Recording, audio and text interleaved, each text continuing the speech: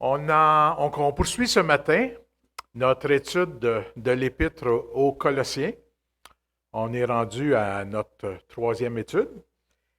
Et on a vu précédemment que les Colossiens sont venus à la connaissance de Jésus-Christ comme leur sauveur personnel avec un arrière-plan profondément païen. Un arrière-plan où on rendait un culte à l'empereur romain, parce que l'empereur romain était considéré comme un dieu. Un arrière-plan où on vénérait une foule de divinités gréco-romaines, des divinités qui avaient été créées par des Grecs ou par des Romains. Et ces divinités-là avaient été créées à l'image de l'homme.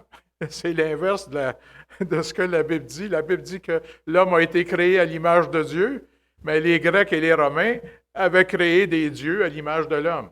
Ils s'étaient fait des dieux qui les confortaient dans leurs péchés, dans leurs mauvais penchants. Non seulement les Colossiens avaient à se distancer de cet arrière-plan-là païen, mais en plus, il y avait des faux docteurs qui se promenaient. Et ces faux docteurs-là poussaient les Colossiens à abandonner Jésus et à abandonner sa grâce éternelle au profit d'une misérable religion, basée sur une philosophie qui contenait toutes sortes d'erreurs et toutes sortes de faussetés. C'est dans ce contexte-là que le Seigneur a poussé Paul du fond de sa prison, parce que Paul est emprisonné à Rome. Le Seigneur a poussé Paul à écrire une lettre aux Colossiens pour les encourager et pour les exhorter à demeurer fidèles à Jésus-Christ, fidèles à la saine doctrine. Et on a vu la dernière fois qu'il y avait 4 raisons principales pour lesquelles on était exhorté à demeurer fidèle à Jésus-Christ. Premièrement, parce que Dieu est fidèle. Et comme on est appelé à ressembler à notre Père céleste, si lui est fidèle, on doit être fidèle, puisqu'on aspire à lui ressembler. Deuxième raison, parce que c'est la volonté de Dieu pour nous. Dieu veut qu'on lui demeure fidèle. Il y avait aussi une troisième raison, c'était parce que la fidélité, c'est notre nouvelle identité en Jésus-Christ. Je ne sais pas si vous vous rappelez, j'avais donné l'image d'un terrain vacant, en friche, il n'y a rien, c'est tout croche, il n'y a rien de beau là-dedans, mais à un moment donné, il y a une belle pancarte qui est installée. Puis on voit qu'est-ce que ça va être quand ça va être fini. Et Dieu nous voit comme cette pancarte-là avec le produit fini. Quand il dit « ce que j'ai commencé en vous, je vais l'achever. L'œuvre que j'ai commencée, je vais l'achever. » Et Dieu nous voit comme étant déjà achevé. Dieu nous voit comme fidèles. C'est notre nouvelle identité en Jésus-Christ et on doit vivre selon cette nouvelle identité-là. Et quatrièmement, on doit demeurer fidèle à Jésus et à la saine doctrine parce que Dieu nous donne la force et la puissance de le faire, de l'accomplir. En raison de l'opposition qu'il y avait de la part des faux docteurs à laquelle les Colossiens devaient faire face, Paul désire faire ressortir la supériorité du message de l'Évangile. Sa supériorité sur n'importe quel autre message que les Colossiens auraient pu entendre. Vous est-il déjà arrivé, depuis le début de votre vie chrétienne, donc pour certains, on remonte à loin, là, depuis le début, est-ce que ça vous est arrivé de vous sentir comme croyant isolé dans un monde d'incroyants qui ne voient pas l'Évangile comme quelque chose d'important, comme quelque chose qui a de la valeur? Vous est-il arrivé de vous sentir méprisé, intimidé dans un monde où les gens ridiculisent la foi en l'Évangile de notre Seigneur Jésus-Christ? Vous est-il arrivé de vous sentir tellement petit qu'on est tenté de cacher qu'on est croyant?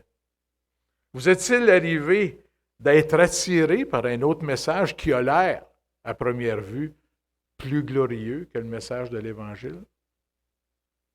Bien, les Colossiens, dans le milieu où ils vivaient, étaient confrontés à toutes ces émotions-là, à toutes ces envies-là auxquelles ils devaient faire face. Et Paul leur apporte le meilleur antidote qui soit, c'est-à-dire leur faire découvrir à quel point l'Évangile de Jésus-Christ est supérieur, infiniment supérieur à n'importe quel autre message. Leur faire découvrir à quel point l'Évangile est infiniment plus glorieux que n'importe quel autre message. C'est un peu comme si Paul disait aux frères de Colosse, « Mes frères, regardez l'Évangile d'un peu plus près. Regardez l'Évangile attentivement. Arrêtez-vous pour considérer l'Évangile de Jésus-Christ et vous allez voir à quel point ce message-là est supérieur à n'importe quel autre message. » Le texte qu'on va regarder ce matin est dans Colossiens chapitre 1. Si vous voulez tourner avec moi, les versets 3 à 8.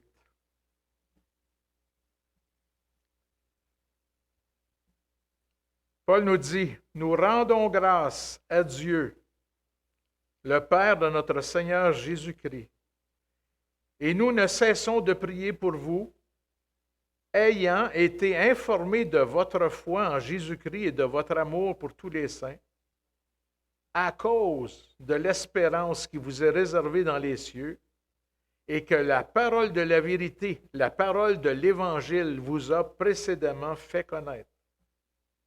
Il est au milieu de vous et dans le monde entier, il porte des fruits, on parle de l'Évangile, et il s'accroît, comme c'est aussi le cas parmi vous depuis le jour où vous avez entendu et connu la grâce de Dieu conformément à la vérité, d'après les instructions que vous avez reçues d'Épaphras, notre bien-aimé compagnon de service. Il est pour vous un fidèle ministre de Christ et il nous a appris de quel amour l'Esprit vous anime. Dans les versets 3 à 5a, la première partie du verset 5, Paul mentionne 4 grandes bénédictions que procure l'Évangile. Et dans la suite, 5b jusqu'au verset 8, Paul mentionne 4 caractéristiques spéciales, extraordinaires de l'Évangile de Jésus-Christ. Ce matin, on va regarder les bénédictions que procure l'Évangile et la prochaine fois, on examinera les caractéristiques spéciales, extraordinaires de l'Évangile de Jésus-Christ. Première bénédiction que procure l'Évangile, c'est une profusion d'actions de grâce découlant de vies transformées. Comme on l'a vu lors de la première étude, Paul n'a jamais rencontré les Colossiens en personne. Il n'avait jamais mis les pieds à Colosse. Mais quand il a entendu de la bouche d'Épaphras, qui est son compagnon d'œuvre, lorsqu'il a entendu de la bouche d'Épaphras que certaines personnes, quelques citoyens de la ville de Colosse avaient entendu le message de l'Évangile et en avaient reçu le contenu, avaient reçu la grâce de Dieu, qu'ils étaient sortis de l'ignorance et de la noirceur, qu'ils avaient commencé une vie nouvelle, qu'ils avaient été libérés de leur chaîne. Quand Paul a entendu tout ça, il a fondu en action de grâce. Merci, Seigneur, pour le travail que tu as entrepris chez les Colossiens. Au verset 8, « Et il nous a appris de quel amour l'Esprit vous anime. » Paul a entendu de la bouche des croyants, de la bouche d'Épaphras, que ces nouveaux croyants-là étaient animés de l'Esprit Saint dans un nouvel amour. Il a certainement, Épaphras, parlé à Paul des transformations qui étaient visibles dans la vie des gens de Colosse. On n'a qu'à se rappeler notre propre expérience de conversion à Jésus-Christ. On n'a pas besoin de fouiller bien loin pour voir tout ce que l'Évangile a changé dans nos vies. Des langues nettoyées. Moi, j'étais quelqu'un qui blasphémait énormément. Et quand je suis venu au Seigneur, et les habitudes, ils ne se perdent pas vite, mais je vais vous dire que cette habitude-là, elle s'est perdue très vite. La langue me brûlait. J'étais affligé à toutes les fois que je prenais le nom de Dieu en vain. Des chicanes qui se terminent. Probablement que ça s'est vécu dans l'église de Colosse. Des gens qui, ça faisait des années et des années qu'ils étaient en chicane avec d'autres, puis oups! L'Évangile arrive dans leur vie, l'Évangile transforme leur vie, et des chicanes se terminent. Des vies familiales restaurées, soit des couples qui ne s'entendaient plus depuis longtemps, ou les parents avec les enfants, que ça ne marchait pas pantoute, et l'Évangile arrive. L'Évangile transforme les cœurs. L'Évangile transforme les vies. L'honnêteté. On fait peu de cas de l'honnêteté avant d'être converti. Si la caissière nous remet trop d'argent, bon, c'est le fun pour moi.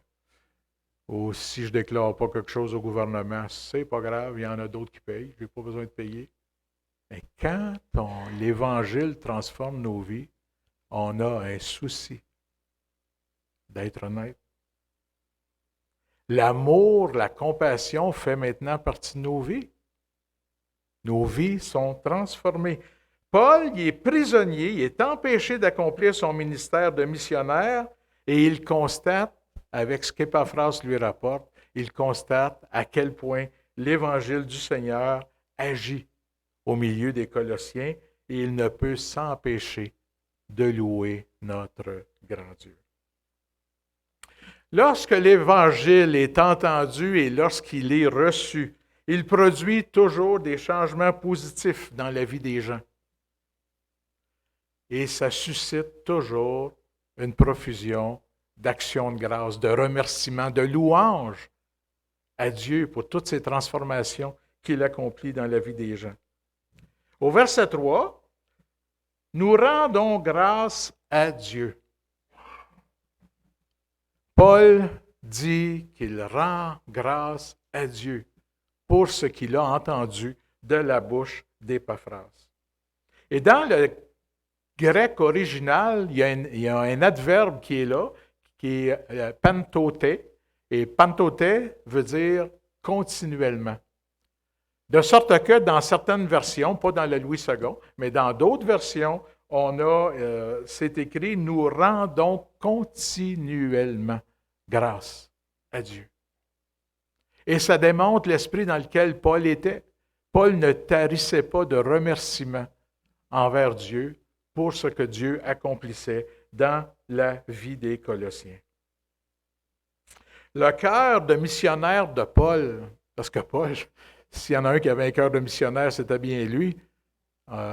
Il s'est promené autour de la Méditerranée, il en a fait loin et longtemps du chemin pour fonder des églises. Après ça, il est retourné pour encourager les frères et sœurs à demeurer dans la saine doctrine et à continuer de vivre par et pour le Seigneur. Alors son cœur de missionnaire, il est inondé de reconnaissance envers Dieu quand il voit que l'Évangile continue de se répandre et de changer des vies, même si lui, il est prisonnier.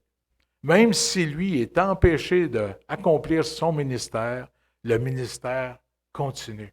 L'Évangile se répand. L'Évangile grandit. Et ça grandissait à cette époque-là et ça a perduré jusqu'à 2000 ans plus tard. L'Évangile est encore là aujourd'hui et l'Évangile continue de se répandre. Paul, son état de reconnaissance, on le retrouve il a écrit une lettre aux Éphésiens, à peu près dans le même temps qu'il a écrit la lettre aux Colossiens.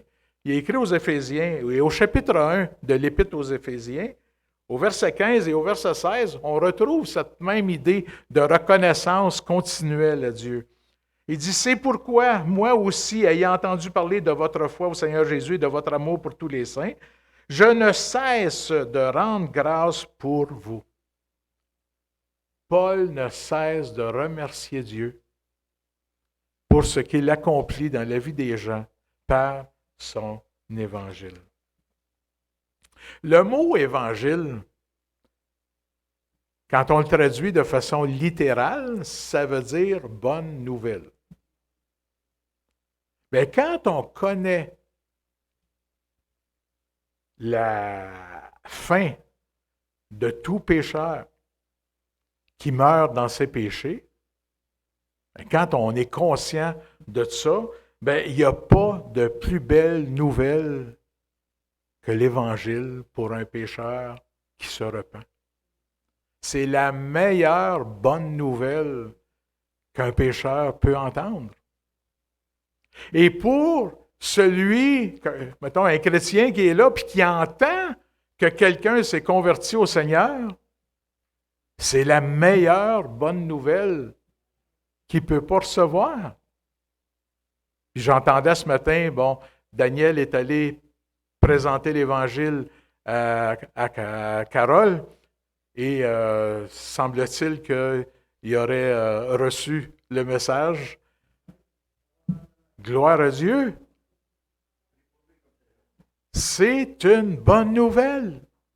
Et c'est la meilleure des bonnes nouvelles.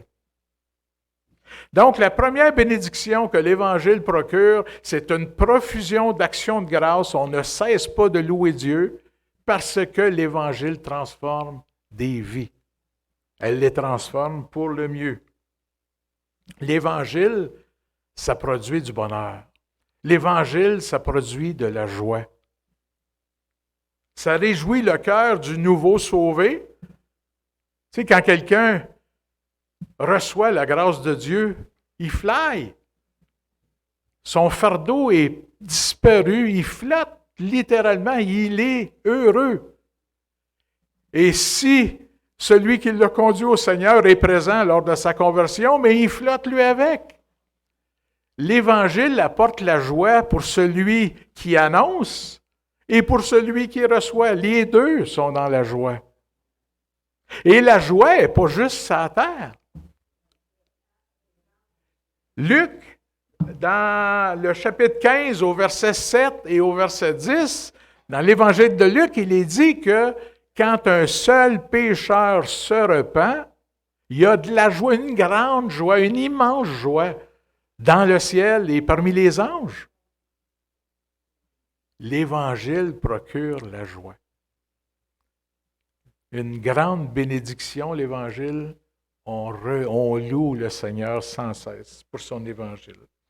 Une deuxième bénédiction, c'est que l'Évangile procure une vie vécue dans la foi en Jésus-Christ. Verset 4, « Ayant été informés de votre foi en Jésus-Christ. » Et ici, il est raisonnable de penser que la foi dont on parle ici, ce n'est pas juste la foi qui est le moyen que la grâce s'accomplit le salut dans la personne. C'est par la grâce que vous êtes sauvés, par le moyen de la foi. Ce n'est pas juste de cette foi-là. Il est raisonnable de penser que c'est aussi la foi qui permet de vivre jour après jour après jour, collé sur le Seigneur. De prendre les valeurs du Seigneur puis de les faire siennes. De prendre la discipline du Seigneur puis de la faire sienne. De marcher comme le Seigneur veut qu'on marche.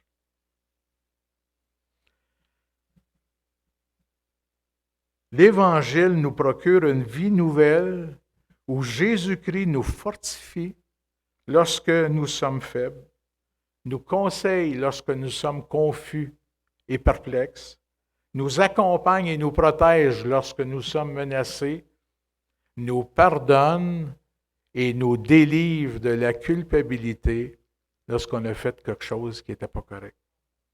C'est l'Évangile qui procure ça. L'Évangile nous permet de connaître Jésus-Christ et Jésus-Christ nous fait connaître une vie nouvelle. Dans 2 Corinthiens 5, se dit que... on va tourner. Oui, dis-les donc. On ne tournera pas?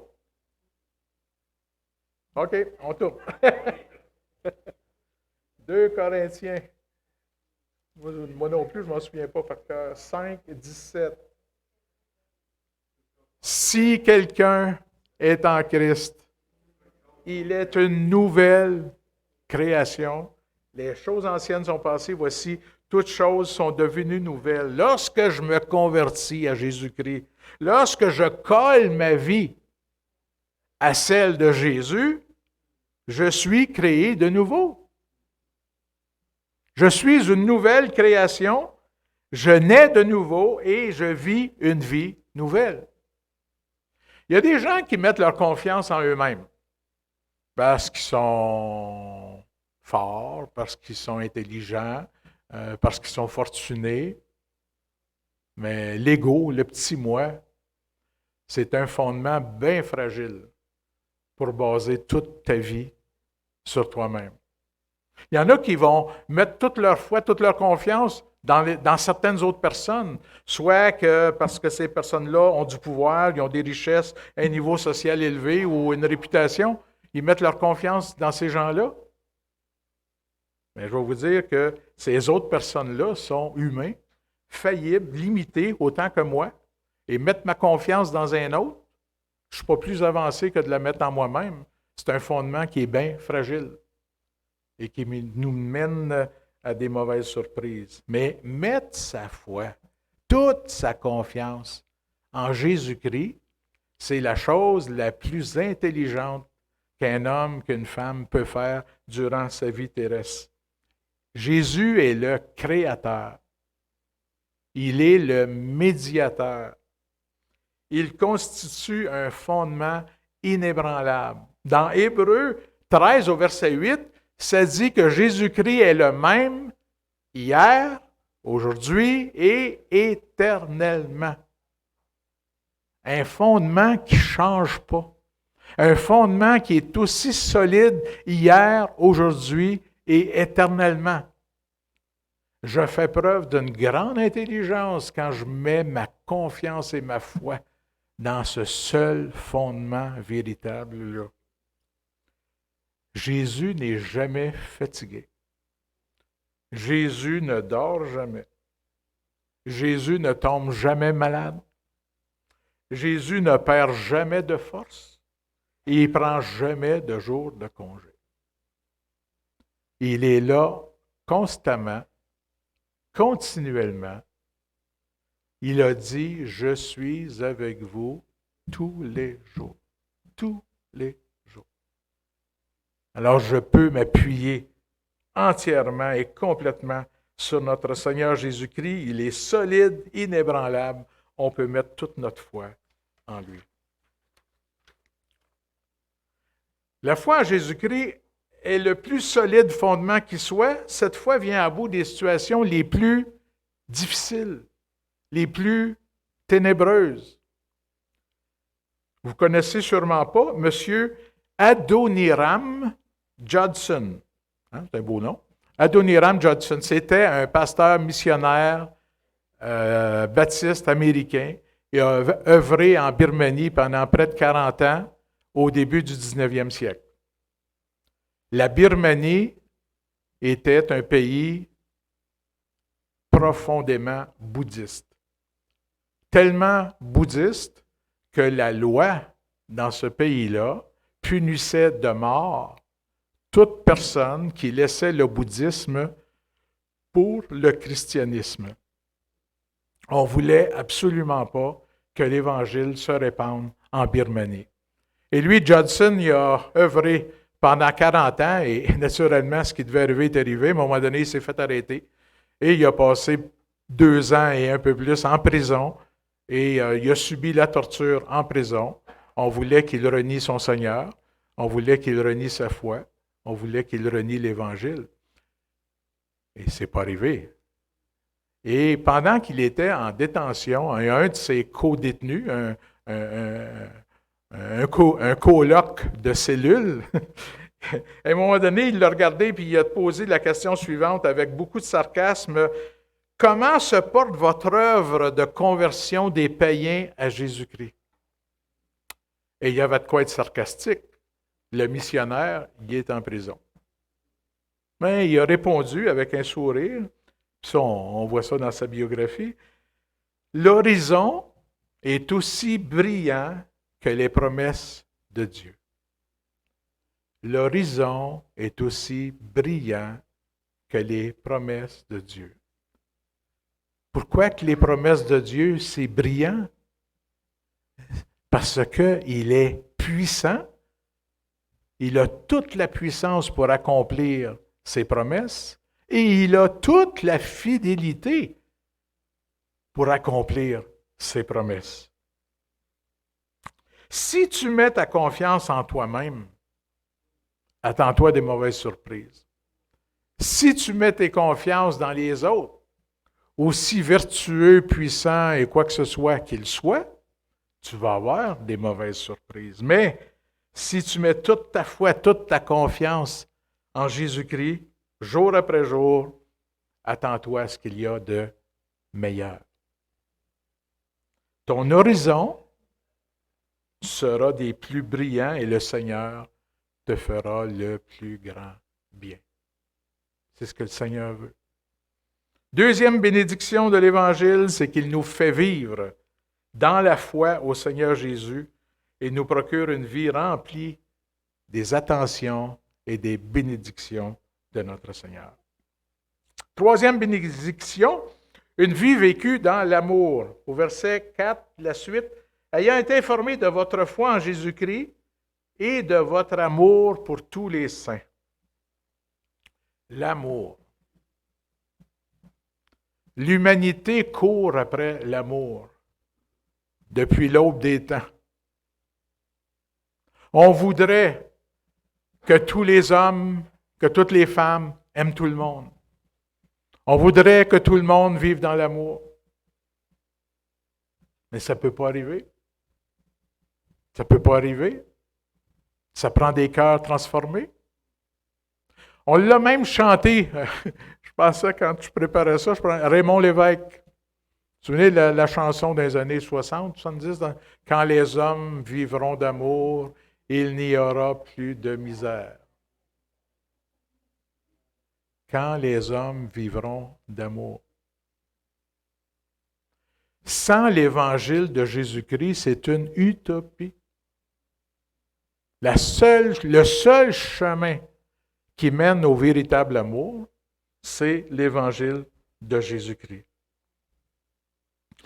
Et il mène à un amour qui a fait en sorte que dans les premiers temps de l'Église, on trouve ça dans Actes 2, 44 et 45, il mettait tout en commun. Tout en commun. Les besoins de chacun étaient répondus et chacun répondait aux besoins. On a essayé humainement de faire ça. Karl Marx, le marxisme, dans sa philosophie, le marxisme, il y avait une motto, là, un adage, en tout cas. À chacun selon ses besoins et de chacun selon ses capacités. C'était le mode de vie que Karl Marx voulait instaurer. Ça n'a jamais marché. Le cœur de l'homme, non. De chacun selon mes besoins, ça marche. Répondez à tous mes besoins, je vais être heureux, je vais être content. Moi, répondre aux besoins des autres? Bien là, il y en a d'autres pour faire ça. C'est pas à moi de faire ça, c'est aux autres de faire ça. L'Évangile de Jésus-Christ transforme les vies. L'Évangile de Jésus-Christ nous amène à l'amour et l'amour peut nous faire agir de cette façon-là. Quand on devient chrétien et qu'on veut ressembler à notre Maître Jésus-Christ, on ne peut faire autrement que vivre dans l'amour et par l'amour. Le Seigneur Jésus, dans l'Évangile de Jean, au chapitre 13, au verset 35.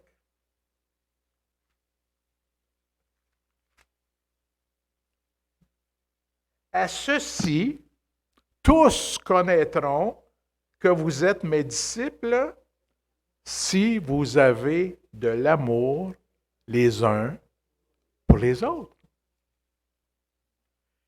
Quand je me convertis à Jésus-Christ, l'évangile de Jésus-Christ, la sainte parole de Dieu transforme ma vie.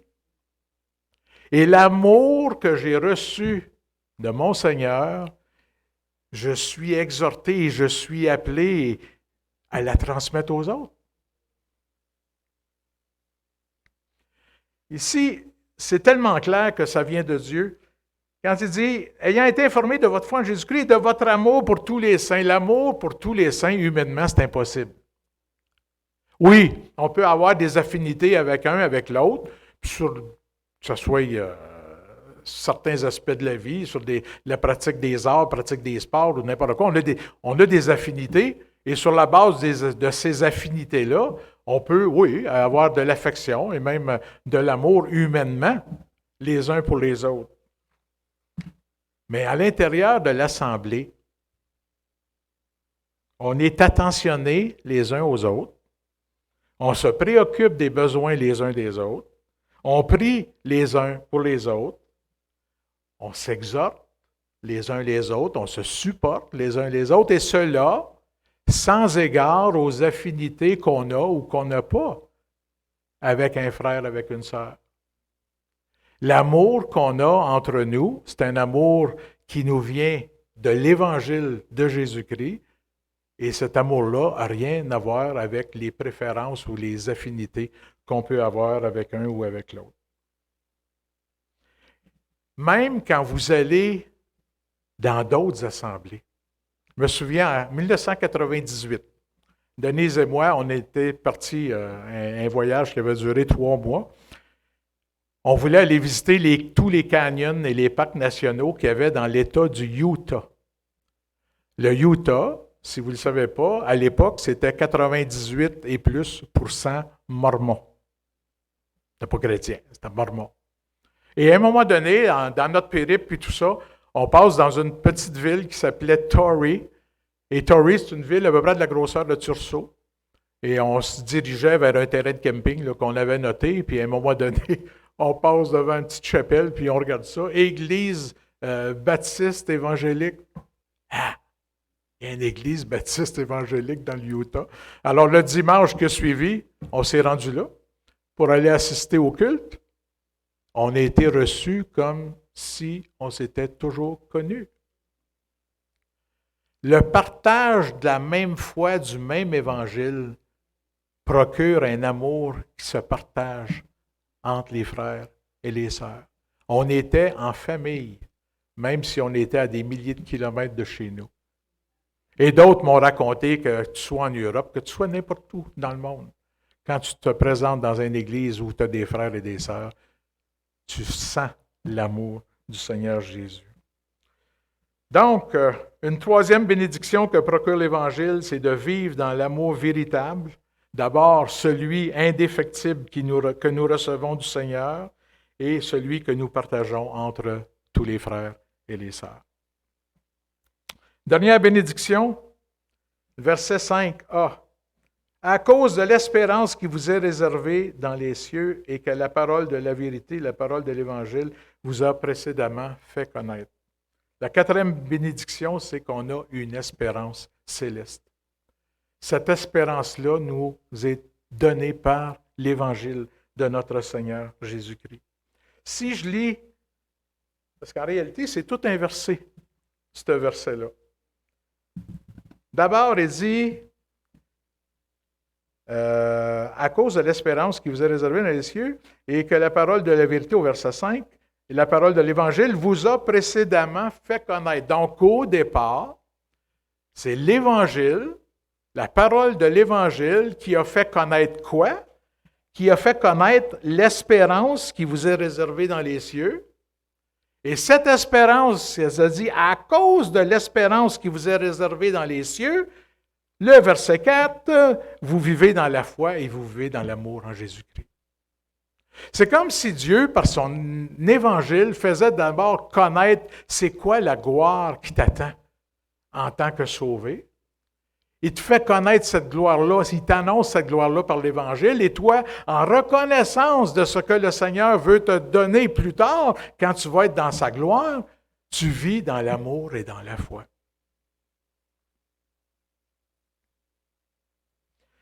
Je reviens à notre épître aux Éphésiens qu'on a vu tout à l'heure. Paul l'exprime encore d'une manière plus claire. Les versets, à partir du verset 15 qu'on a lu tout à l'heure, mais on va aller un petit peu plus loin. Il dit, c'est pourquoi moi aussi, ayant entendu parler de votre foi au Seigneur Jésus et de votre amour pour tous les saints, je ne cesse de rendre grâce pour vous. Je fais mention de vous dans mes prières, afin que le Dieu de notre Seigneur Jésus-Christ, le Père de gloire, vous donne un esprit de sagesse et de révélation dans sa connaissance, qu'il illumine les yeux de votre cœur pour que vous sachiez quelle est l'espérance qui s'attache à son appel? Quelle est la richesse de la gloire de son héritage qu'il réserve aux saints? Paul prie Dieu de leur donner une meilleure compréhension de leur trésor céleste afin que leur amour et leur foi augmentent de plus en plus. L'Évangile nous parle d'un trésor qui nous attend. Et l'attente ou l'expectative de ce trésor-là nous pousse, nous incite, nous exhorte à agir dans l'amour et dans la foi. Même Jésus, quand il était dans le jardin de Gethsémani, dans Jean 17 au verset 5, il a dit, « Père, glorifie-moi de la gloire que j'avais auprès de toi avant que le monde. » Jésus était dans le jardin de Gethsémani, il savait qu'est-ce qu'il était pour vivre, et il avait les yeux fixés sur les souffrances? Non. Sur la croix? Non. Sur la gloire. Sur la gloire qui était à venir après sa résurrection. Et dans Hébreux, ça vaut la peine de tourner, Hébreux 12.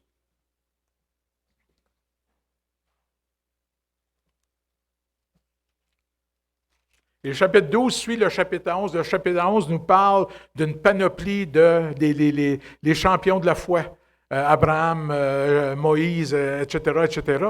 Et là, au verset 12, il nous dit, « Nous tous donc, puisque nous sommes environnés d'une si grande nuée de témoins, rejetons tout fardeau et le péché qui nous enveloppe si facilement et courons avec persévérance dans la carrière qui nous est ouverte, ayant les regards sur Jésus, le chef et le consommateur de la foi.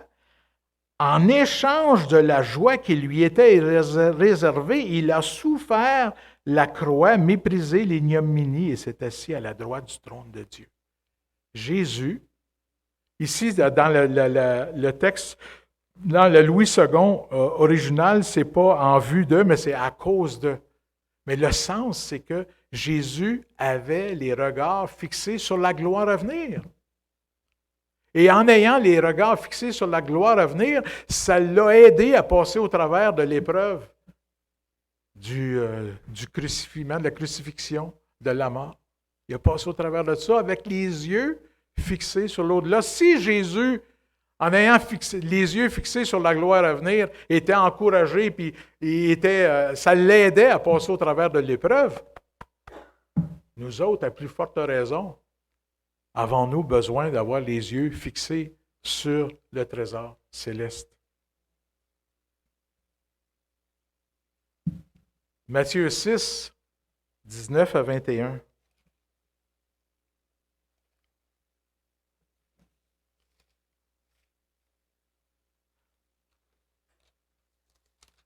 On est dans le sermon sur la montagne. Et Jésus dit, « Ne vous amassez pas de trésors sur la terre où la teigne et la rouille détruisent et où les voleurs percent et dérobent, mais amassez-vous des trésors dans le ciel où la teigne et la rouille ne détruisent point et où les voleurs ne percent ni ne dérobent. » Le Seigneur Jésus, il dit non seulement il y a un trésor qui t'attend, mais amassez-vous. Ça veut dire que tu peux contribuer au trésor qui t'attend. Si tu vis pour le Seigneur, si tu vis par le Seigneur, si les œuvres que tu accomplis sont faites pour servir le Seigneur, ça grossit le trésor. Et il dit au verset 21, « Car là où est ton trésor, là aussi sera ton cœur. » On peut se demander ce matin, où est mon cœur? Y es-tu dans mon petit trésor terrestre à moi? Dans ma pension? Dans ma maison? Dans mon char? Dans mon niveau de vie? C'est-tu là qui est mon trésor? Ou est-ce que j'ai conscience qu'il y a un trésor fabuleux, un trésor glorieux qui m'attend dans les cieux? Que le Seigneur puisse ouvrir nos yeux, nos cœurs, pour qu'on puisse mieux comprendre la réalité et la grandeur de notre héritage céleste. On a besoin d'une meilleure compréhension. Une bonne vision de ce qui nous est réservé dans les cieux nous libère de la peur de perdre. Il y a des chrétiens qui ont peur de perdre quelque chose. En s'impliquant, en s'engageant envers le Seigneur, ils ont peur de perdre. Notre trésor céleste ne perd jamais de valeur, mais il gagne constamment. Donc, 4 bénédictions. Des vies transformées qui procurent une profusion d'actions de grâce. Des vies fondées sur un fondement inébranlable, le Seigneur Jésus-Christ lui-même. Des vies vécues dans un amour qui nous vient de Dieu lui-même par son évangile. Et finalement, des vies appuyées sur une espérance céleste à nul autre pareil. Prions.